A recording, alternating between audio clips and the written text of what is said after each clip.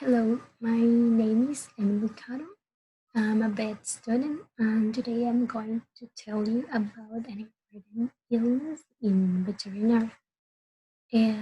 This illness is called babesiosis or piroplasma. That is a potentially serious illness of domestic and wild animals.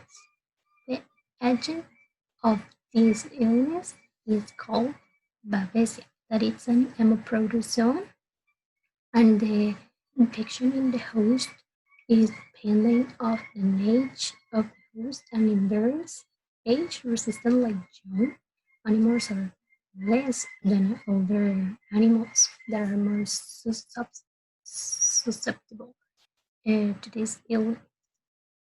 Well, the disease is caused by various species of babesia, and some species of Babesia has also zoonotic significance. Well, what's the meaning of zoonotic?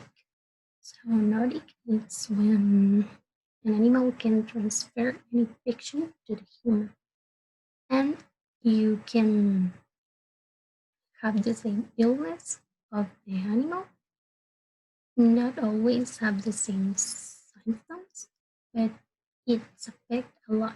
So that's why we have to take be careful with this kind of illness because it's really important for us and for animal to be healthy because we can transfer the illness to the animal too, and this can be really um the climatic data like an environment, temperature, humidity, and rainfall of a particular area can be responsible for the transmission of babesiosis. But um, babesiosis always um, is inside a body thick.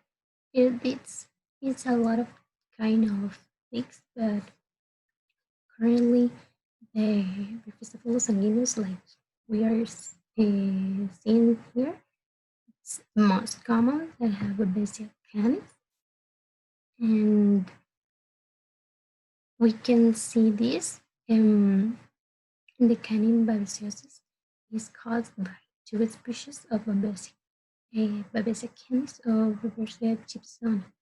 In Guatemala, we always can study Babesia canis, and we do an analysis with the microscopic, and you can see the parasite inside of the red cells in the blood. And it's very important to know how is the life cycle of the pig because we can understand how is the babesia go inside the body. Okay. And now we can saw the eggs. The eggs are the first thing in the cycle. Their eggs are spherical and dark in brown color. Um, and then goes the larva. The larva have only three pair of eggs, and so that is characteristic of the larva. So we can see this and say, oh, it's a larva. The life cycle goes um, just start. The names and albums are the 3 and 4. You can see this. They have 4 pair of legs and can look similar, but we can difference because the names are smaller than the adults, and to difference a female to male, it's because the adult female big increase her body size when he is feeding blood. The female can lay over 3,000 eggs with 4,000 average. The number of eggs laid depends on the size of the pig, and two, by the amount of blood she just the blood she ingests in this case, because it's a reversible sanguineous, is the blood of the dog or cat. This tick can be found on dogs, liver in both urban or rural areas. No matter where the animal is, always gonna find ticks. And so that it's really important to take care of pets and domestic animals. The cycle in a dog is this we are seeing now. And first, the reversible sanguineous use the calusac to pierce the host skin, in this case a dog, and insert the hippostome. The calusac and the hippostome are part of the oral system of the pig, and that's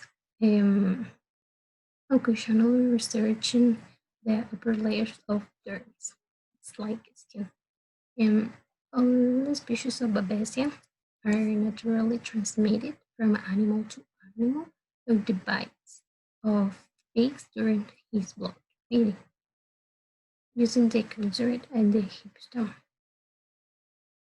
And we can see in the skin like this image, like this picture. The pig is touch on the skin of the dog, and when we try to put it off, can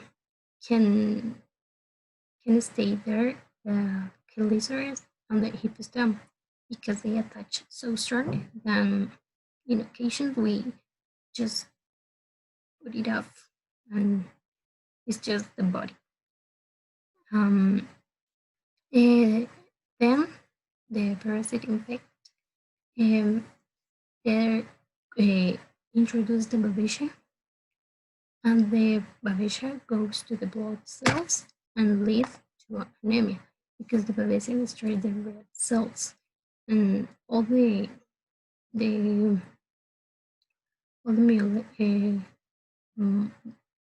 things go inside the blood cells. It's going on. It's contamination, and so that's why the dog presents anemia. Other important thing is when we use a microscopic and do a phrase, that is the goal of the exam, we can see inside the red blood cells and it looks like a little thing. Normally color is purple, because we have to use hematoxylina eosina. It's a colorant, and that imprint the babesia color purple. They prefer attachment side on dogs in the head, ears, in the back, between the toes and the inguinal area. The inguinal area is there in the joint where the leg connects to the body. Normally, actually, we found a lot of things inside there. When we try to put it up, the blood is falling a lot. It's really important if we gonna have a pet to go to the veterinary and always use the trick products to prevent infestations. in home and dog kennels because this can be a form to transmit the infestation to another animals. And remember, this illness is in mammals because it prefers touch to um, mammals. And, always remember the early the infestation is discovered, the easier it will be to eliminate. Thank you. This storytelling, I chose this topic because this year in February I lost my pet, and she had Piroplasma. I don't know. Um, just one day to other, she she was really sick, and when I got to the veterinarian and explained all the symptoms and tell him I don't know what's wrong with her, he told me that it's probably she had babesia. And one thing I really scared is when she when her legs stay strong like this, and she can move, she can walk, and she only can move the head because he have a nervous problem. The babesia affect his brain and his nervous. So here she can move, and he he her was trying to pump a lot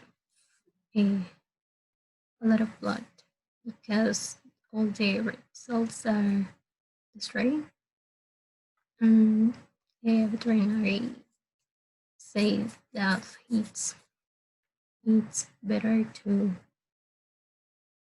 put it to put her asleep because it's a difficult sickness. So that's why I choose this storytelling. I can help another people and create uh, create a